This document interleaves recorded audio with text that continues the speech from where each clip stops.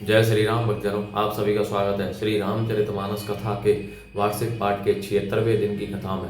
श्री रामचरितमानस वार्षिक पाठ में हम प्रतिदिन 3 दोहे पढ़ते हैं, जिससे हमारी संपूर्ण रामायण एक वर्ष में पूर्ण हो जाती है। जिन भक्तजनों पे समय की कमी रहती है, वे प्रतिदिन मात्र 10 से 15 मिनट देकर श्री रामचरितमानस का पाठ करके अपने जीवन में आने वाली कठिनाइयों को आसानी से पार करते हुए सामाजिक आर्थिक जीवन में सफलता प्राप्त करते हुए सुख व दुख को समान समझते हुए अपने जीवन को सफल बना सकते हैं। श्री रामचरितमानस श्री तुलसीदास जी द्वारा रचित हिंदी अवधी भाषा में लिखा हुआ ग्रंथ है, जिसे कोई भी व्यक्ति आसानी से पूरा कर सकता है।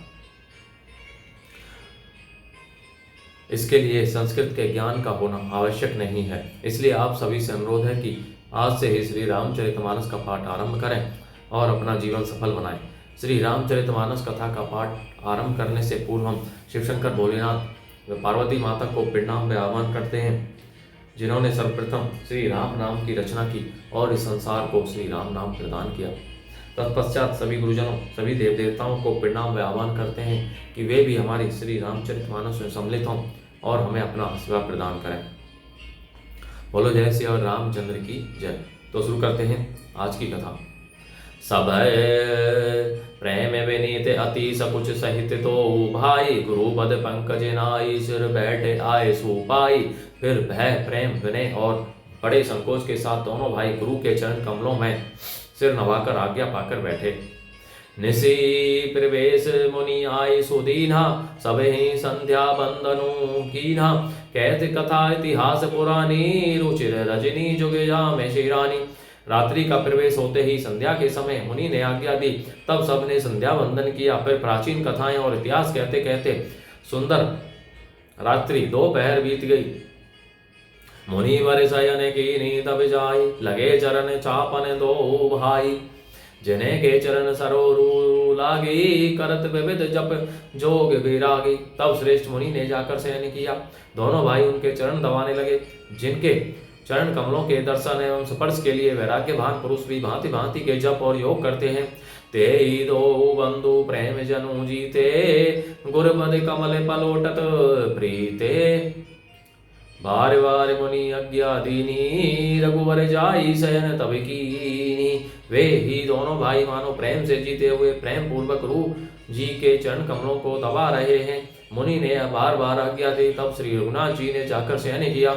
चापत चरण लखनु और लाए, सह भय प्रेम परम सचु पाए।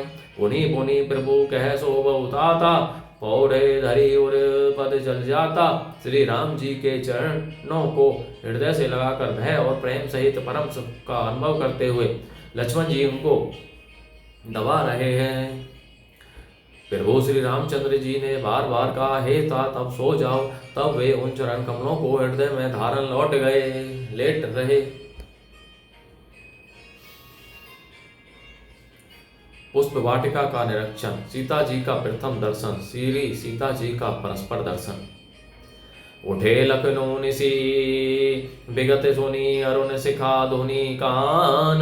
गुरते पहिले ही जगतपति, जागे रामो सुजान।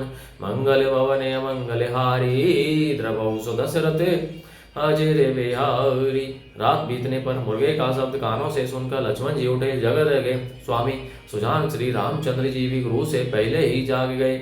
सकल सोच करी जाई नहाए, नित्य निवाही मुनि सिर नाए। समय जानी गुर आई सुपाई, लेने फिर सोने चले दो भाई।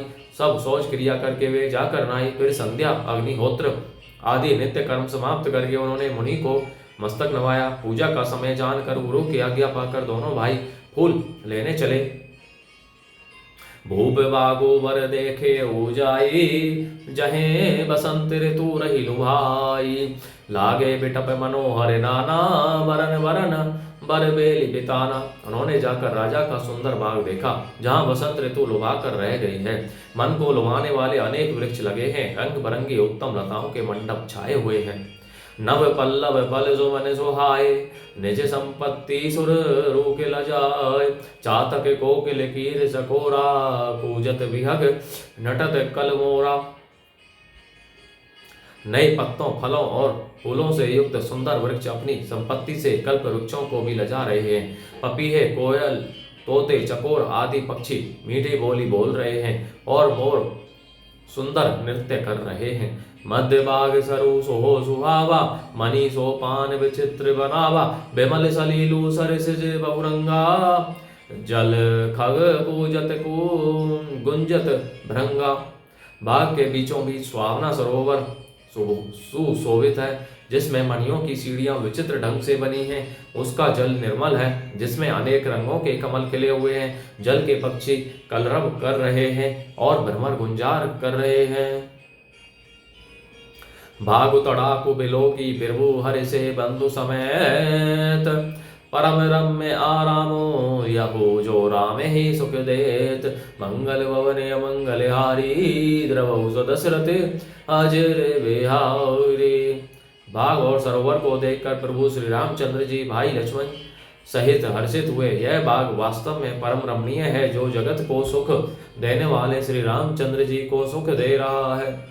चमुंदिसी चितई पूछी मालीगण, लगे लेन दल फूल मुदित मन। ते ही अवसर सीता तहे आई, गिरिजा पूजन जननी पठाई।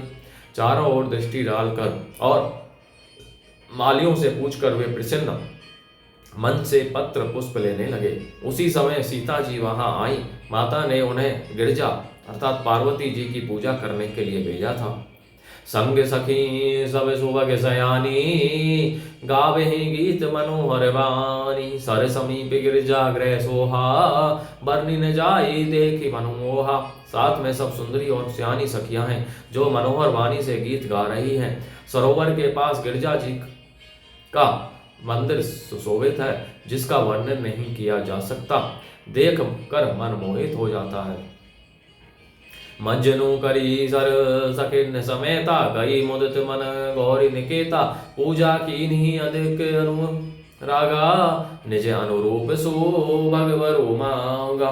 सखियों सहित सरोवर में स्नान करके सीता जी प्रसन्न मन से गिरिजा जी के मंदिर में गई। उन्होंने बड़े प्रेम से पूजा की और अपने योग्य सुंदर वर मांगा। एक सखी सिय संग बिहाई, गई रही देखन फुलवाई।